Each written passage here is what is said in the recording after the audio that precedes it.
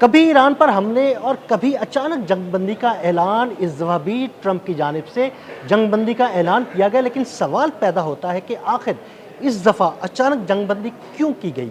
क्या ईरान के हाथ अमेरिका की अहम तनसीबात की कोई फहरिस्त लग चुकी है? इस बारे में अज़हर अली खान से बात करते हैं। अज़हर भाई, ट्रंप हमले करता है, उसके बाद अचानक जंगबंदी का ऐलान कर देता है और इस दफ़ा तो सुनने में आ रहा है कि ईरान के हाथ कोई अहम तनसीबात है अमेरिका की, उनकी एक फ़हरिस्त लगी है जिसे वो निशाना बनाने जा रहा था। इसकी वजह से ट्रंप ने अचानक जंगबंदी का ऐलान किया। डोनाल्ड ट्रंप क्या कर रहे थे? डोनाल्ड ट्रंप कह रहे थे कि इस वीकेंड पे हम कुछ बड़ा करेंगे। इसका मतलब ये था कि बहुत सारे लोग इस बात को प्रिडिक्ट कर रहे थे। खुद इसराइल भी बिल्कुल तैयार बैठा था कि इस वीकेंड पे जो गुजर गया है, बहुत बड़ा हमला करना है ईरान पे। अब किस तरह का करना है, ये अमरीकी फोर्सेस को डिफ़ाइन करना था और उन्हीं को तय करना था। लेकिन डोनाल्ड ट्रंप जो हैं वो इससे पीछे हट गए और अब अचानक कह रहे हैं कि बहुत मामला सही हो रहे हैं, अब बातचीत सही डगर पे जा रही है, तो मैं उसको मौका देना चाहता हूँ। लेकिन असल बात यह है कि 2-3 एंगल्स इसके इस तरह के हैं जो बता रहे हैं वाज़े तौर पे कि ईरान की तैयारी इतनी गैर मामूली थी कि जब डोनाल्ड ट्रंप को उसकी तफसील पता चलना शुरू हुई तो उनके होश उड़ गए और उसके बाद उनको एक बार फिर ब्रेक लगाना पड़ा और उन्होंने कहा कि अगर हम इसके साथ दोबारा जंग में गए ईरान के, तो ना सिर्फ असलहा तबाह होगा, हमारे आदाफ तबाह होंगे, बल्कि अब अगर हमने किसी और तरह का मिस एडवेंचर किया तो फ़ौजी भी बहुत बड़ी तादाद में मारे जाएंगे। अब उसकी तफसील ये है कि सबसे इंपॉर्टेंट बात तो ये है कि म्यूनिशंस ख़त्म हो गए, स्टॉक पाइल्स ख़त्म हो गए, किसी तरह के इंटरसेप्टर्स मिसाइल नहीं हैं, तो आप किसी बहुत बड़े कॉन्फ्लिक्ट के अंदर अब ईरान के साथ नहीं जा सकते। ये बात अमेरिका की फ़ौज ने खुद लिख कर भी दे दी है, ब्रीफिंग्स में भी बता दी है। डोनाल्ड ट्रंप बिल्कुल क्लियर हो गए हैं। इससे अगली बात यह है कि वहाँ पर ईरान की फ़ौज ने कुछ ऐसे अहदाफ तय कर लिए थे कि जिन अहदाफ को उड़ाना था और उसके बारे में सीरियस किस्म की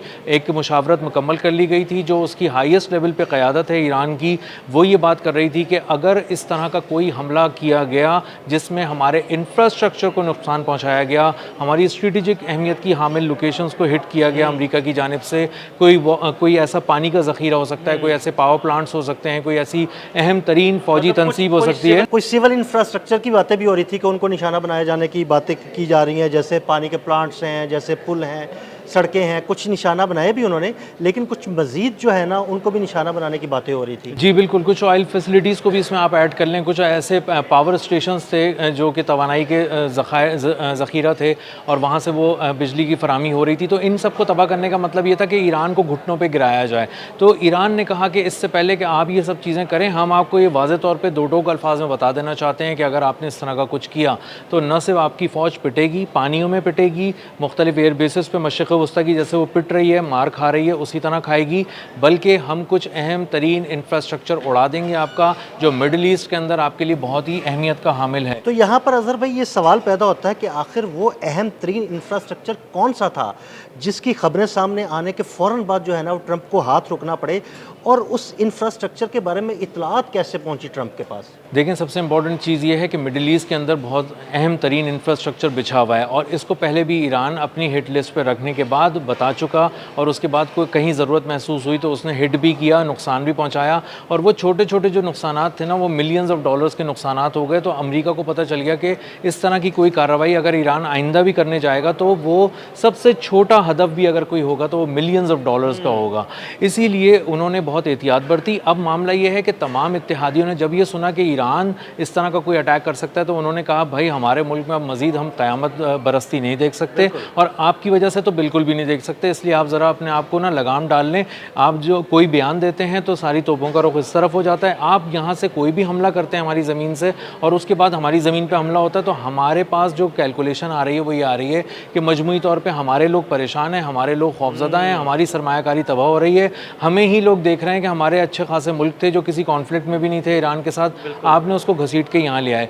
अब जो आपने पूछा कि कौन कौन से इंफ्रास्ट्रक्चर हो सकते थे, वो इंफ्रास्ट्रक्चर पावर के थे, एनर्जी के इंफ्रास्ट्रक्चर थे, ऑयल के इंफ्रास्ट्रक्चर थे और कुछ ऐसे इंफ्रास्ट्रक्चर थे जो आँख के बदले आँख वाले थे, यानी मतलब शामिल नहीं थे। अगर पानी के ज़खायर पे यहाँ हमला किया जाता ईरान पे, तो obviously तो वो उधर हमले वहाँ करेगा। और ईरान के हमले इसलिए ज़्यादा ख़तरनाक हो सकते थे क्योंकि अगर ईरान के पानी के ज़खायर को आप उड़ाएंगे, इसका मतलब है कुछ हज़ार या कुछ लाख लोगों को इसका नुकसान हो सकता है। लेकिन ईरान फिर भी कहीं ना कहीं से पानी अरेंज कर लेगा। लेकिन पूरा जो कुवैत है मिसाल हाँ के जी, तौर बिल्कुल, पे उसका तो सारा मुख्तलिफ और सिलसिला ही समंदर से चलता है। समंदर के करीब उनके प्लांट्स लगे हुए हैं जहाँ से पानी साफ करते हैं प्लांट्स, और वो पानी उनको मिलता है लोगों को। जी 90% तक उनकी डिपेंडेंसी है डिसैलिनेशन प्लांट्स के ऊपर। समंदर से पानी को मीठा करते हैं, वो फिर लेते हैं, फिर इस्तेमाल करते हैं। और अगर आप उस प्लांट को कहीं से नुकसान पहुंचा दें तो इसका मतलब है कि पूरा जो खित्ता है वो पानी से महरूम हो जाएगा। तो ये बहुत बड़ा मिलिट्री हदफ है जिसके बारे में सिर्फ बता देना ही बहुत है, हमला करना तो बहुत ही तबाहकुन है।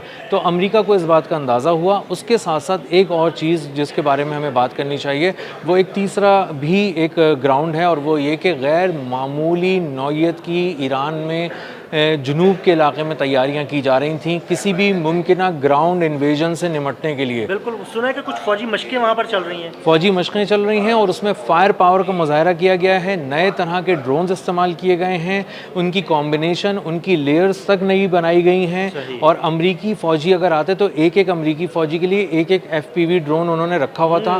तकरीबन 8 किलो बारूद फ़ी फ़ौजी के हिसाब से अगर उसको फायर किया जाए, जिस तरह हमने देखा कि लबनान में भी हिजबुल्लाह ने किया है उस तर्ज के हमले, तो उसके अलावा जो आपके रॉकेट लॉन्चर्स थे, उसके अलावा जो स्नाइपर्स थे, इसके अलावा पूरे स्क्वाड बनाए गए थे।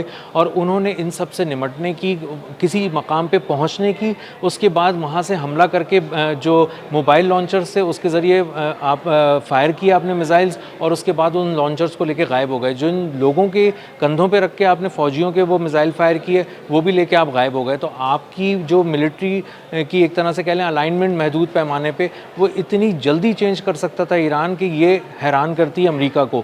तो अमेरिका का वो जो एक ख्वाब है बहुत अरसे से, जिसके बारे में वो हर 2-3 हफ्ते के बाद कहता है कि हम ज़मीन पे उतरेंगे, हम इसके यूरेनियम की तरफ जाएंगे, वो ख्वाब ही रहेगा, ऐसा मुमकिन नहीं हो सकता। वो ख्वाब ही लग रहा है। क्योंकि पिछले 4 महीने से डोनाल्ड ट्रंप हर दफ़ा एक नई ब्रीफिंग लेने की कोशिश करते हैं कि शायद मेरी फ़ौज कुछ नई चीज़ बता दे, लेकिन असल में वो बताने से कासिर हैं। वो बार बार यही कहते हैं कि उसका यूरेनियम इंतहाई महफूज तरीन जगह पर है, वहाँ आप नहीं पहुँच सकते। ईरान की जो मुख्तलिफ ज़मीनें हैं वो गैर महफूज हो चुकी हैं। आप सहरा में भी गैर महफूज हैं, पहाड़ों के पास उतरे तो भी गैर महफूज हैं, शहरों में तो उतरने का सवाल ही पैदा नहीं होता आपके। और उसकी तैयारी ईरान ने की है कि कितनी तेज़ी से वो अपनी डिप्लॉयमेंट कर सकता है किसी नए इलाके के अंदर। ये जो साउथ में उन्होंने अपनी पूरी एक मशक की है, इसके ज़रिए उन्होंने आदिल भाई ये बात भी करने की कोशिश की है कि कितनी तेज़ी से हमारी फ़ौज वहाँ पे पहुँच सकती है, हेलीकॉप्टर से नीचे उतर सकती है, और उतरते ही उसको मकामी सपोर्ट किस तरह से फ़ौज की मिलेगी, थोड़ी जो वहाँ फ़ौज मौजूद है, और किस तरह फिर वो लोग अचानक ड्रोन्स के ज़रिए, शॉर्ट रेंज बैलिस्टिक मिसाइल्स के ज़रिए, स्नाइपर्स के ज़रिए, मुख्तलिफ़ किस्म के लॉन्चर्स के ज़रिए इस तरह का हमला करेंगे कि जो फ़ौज ज़मीन पर उतरने की कोई मिस एडवेंचर करने की कोशिश करेगी उसको संभलने का मौका ही नहीं मिलेगा। और इसीलिए डोनाल्ड ट्रंप को बताया गया है कि अगर आपने ज़मीन पर फ़ौज उतार के कुछ करने की कोशिश की तो कम से कम हज़ारों फ़ौजी आपके एक साथ वो ख़त्म हो जाएंगे, चाहे वो जितने भी तरबियत याफ्ता हों। बहुत शुक्रिया अज़हर भाई ने बड़ी तफसील के साथ इस सारे मामले पर रोशनी डाली। मज़ीद अपडेट्स के लिए मैं फॉलो करते रहें। अदील अहमद और अज़हर अली ख़ान को इजाज़त दीजिएगा। अल्लाह हाफ़िज़।